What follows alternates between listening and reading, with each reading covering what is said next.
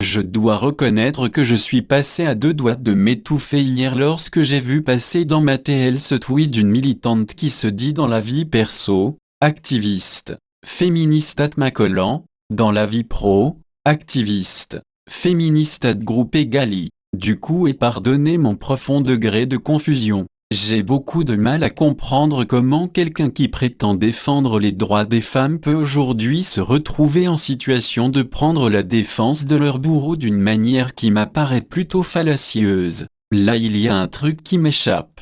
Je sais que les mentalités et les combats politiques évoluent avec le temps, mais de manière aussi radicale, je ne le pensais pas. Dans un premier tweet, celle-ci cite François Fillon en lui reprochant de n'avoir aucune idée de l'ampleur des violences faites contre les femmes en France, alors que l'ex-premier ministre dénonce très justement ces violences et abus faits aux femmes. De blasphème dans ce cas qu'aurait-il dû faire selon elle? Se taire et faire comme si de rien n'était? Pas très pertinent pour une pseudo-féministe. Puis quelques minutes plus tard, elle affirme avoir signalé ce tweet comme étant une incitation à la haine raciale sur le net, alors qu'il me semble à moi que c'est son propos qui crée une dimension raciste sur un tweet qui n'a jamais eu l'intention de l'être. Où est la logique?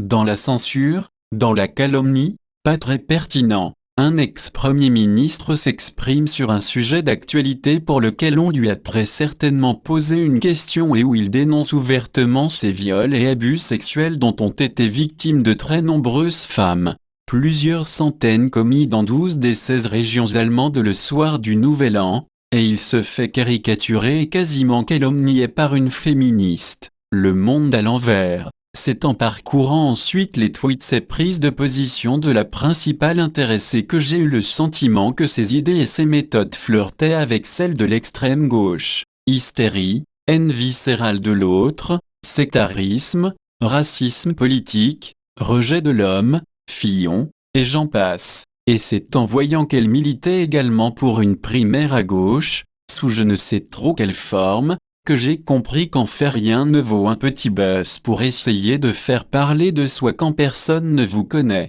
Une militante politique somme toute peu intéressante puisque visiblement animée par des sentiments qui me semblent vils. Mais j'ai souvent pensé qu'à l'extrême gauche ils sont nombreux à fonctionner de cette même manière et qu'ils préféraient le ridicule plutôt que de tolérer qu'un politique d'un bord opposé au leur puisse avoir les mêmes idées qu'eux sur certains sujets. Du coup ça nous donne des situations ubuesques où ceux qui prétendent défendre les femmes se retrouvent en position de défendre leur bourreau. Ah vraiment la gauche, si elle n'existait pas on prierait le bon Dieu et pour le bien de tous que jamais elle n'existe. La gauche m'a tué.